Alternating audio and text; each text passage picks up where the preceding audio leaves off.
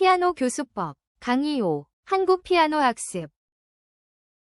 자, 이제 오늘은 초급 피아노 교육에서 정말 중요한 이야기, 바로 한국 피아노 학습의 구조와 현실에 대해 자세히 보겠습니다.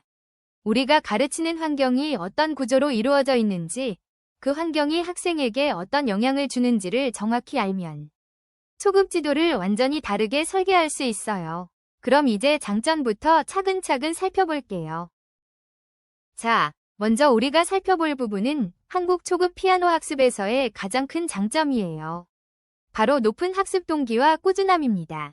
한국의 교육 환경에서는 레슨과 연습이 일상 속에 자연스럽게 포함되어 있어요. 학원 시스템이 잘 갖추어져 있고 부모님들의 관심이 높다 보니 학생이 초기에 흔들리지 않고 피아노와 안정적으로 만나는 과정이 비교적 수월합니다. 초급 단계에서 이런 꾸준함은 정말 큰 힘이 돼요. 왜냐하면 피아노는 하루아침에 늘지 않기 때문이에요.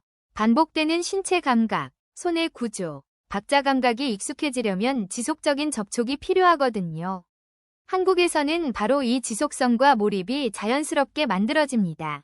그래서 처음 피아노를 배우는 아이들이 빠르게 기본 습관을 자리 잡을 수 있고, 이는 앞으로 배우게 될 모든 기술의 기반이 됩니다.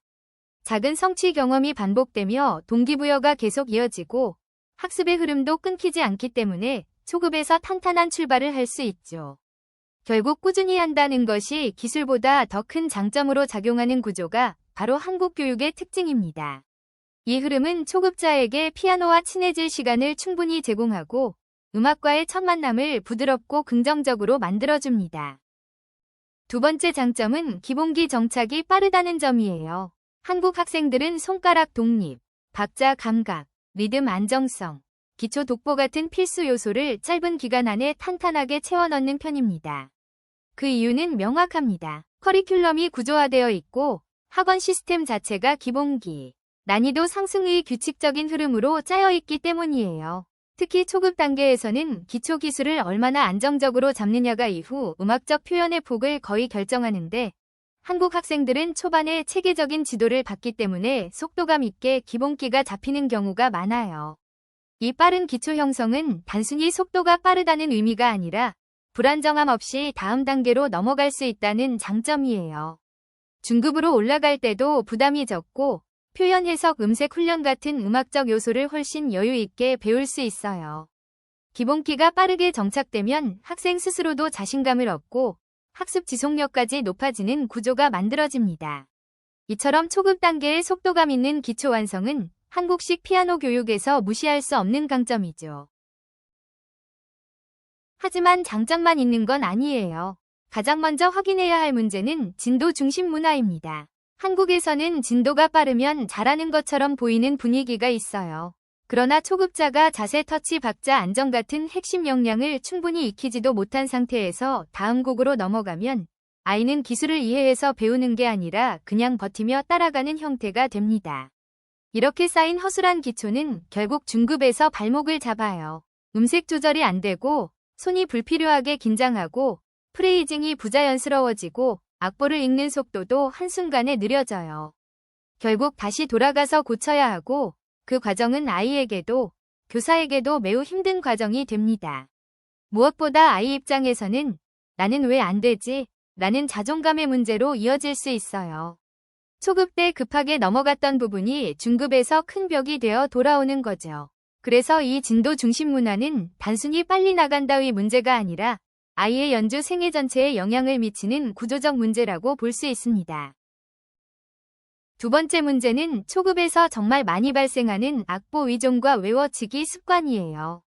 한국의 피아노 학원 시스템에서는 반복적으로 새로운 곡을 빠르게 치게 만드는 경우가 많기 때문에 아이는 악보를 읽는 시간보다 외워서 치는 방식에 익숙해지기 쉽습니다. 초급 단계에서는 이것이 일시적으로 빠른 성장을 만들어주는 것처럼 보일 수 있지만 중급에 올라서는 즉시 한계가 나타나죠. 왜냐하면 음악의 구조와 흐름을 이해하지 않은 상태로 손가락만 기억하는 연주를 하다 보면 표현력, 프레이징, 음색 조절 해석 능력이 같이 자라지 않기 때문이에요. 새로운 곡을 배울 때마다 문제를 반복하게 되고 결국 음악이 평면적이 됩니다. 이러한 외워치기 습관은 학생 본인은 자신이 잘한다고 느낄 수도 있지만 실제로는 음악적 발달을 심각하게 제한하는 요소입니다. 초급에서 악보 이해와 청각적 사고력이 함께 성장하지 않으면 나중에는 반드시 다시 기초로 돌아가야 해요. 세 번째 문제는 감정과 표현 학습을 충분히 다루지 못한다는 점이에요. 초급에서는 손 모양, 리듬, 독보 같은 기술 요소에 집중하는 경우가 많다 보니 정작 음악의 감정이나 표현을 경험할 시간이 부족해요. 하지만 감정 없이 배우는 피아노는 결국 기교만 남는 음악이 되기 쉽습니다. 초급에서 이런 표현 경험을 하지 않으면 중급에 가서 프레이징의 방향, 음색의 선택, 음악적 흐름을 해석하는 능력이 거의 자라지 않아요. 기술은 빠르게 성장하는데 음악성은 뒤처지는 불균형이 생기죠. 이 균형이 깨지면 학생은 음악적인 어려움 앞에서 금방 지치고 재미를 잃게 돼요. 그래서 초급 단계에서부터 단순한 한 소리라도 어떤 느낌인지, 어떤 색인지, 어떤 방향인지를 스스로 느껴보고 표현하는 경험이 반드시 필요합니다. 이제 해결 방안을 볼게요. 첫 번째 개선 방향은 기초 움직임과 독보 중심 수업이에요. 초급에서는 손 모양, 손가락 구조, 팔의 무게 이동, 기본적인 박자 감각, 기초 음영 읽기 같은 가장 근본적인 움직임들이 안정적으로 자리 잡아야 해요.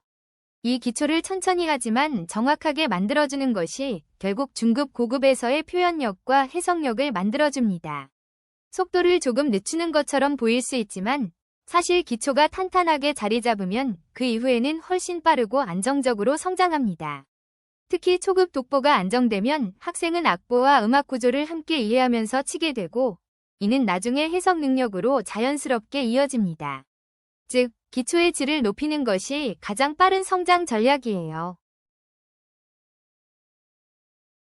마지막 개선 방향은 학생의 개별 속도를 고려한 레슨이에요. 모든 학생은 서로 다른 속도로 배우고 이해 방식도 다릅니다. 어떤 아이는 손이 빠르지만 리듬 이해가 느릴 수 있고 어떤 아이는 소리 감각은 좋은데 손이 아직 따라오지 못할 수 있어요. 그래서 초급에서부터 개별화가 반드시 필요합니다. 빠른 진도보다 중요한 것은 이해도와 안정성이에요. 아이의 손의 반응, 집중도, 악보 이해 수준을 세심하게 관찰하며 필요한 부분에서 천천히 반복해주고 과하게 앞서가는 단계는 잠시 멈춰주는 것이 가장 건강한 성장 구조를 만들어줍니다. 이런 방식으로 수업을 받는 아이들은 스트레스 없이 음악을 받아들이고 기술과 감성이 균형 있게 자라서 중급으로 넘어갈 때도 훨씬 안정적입니다.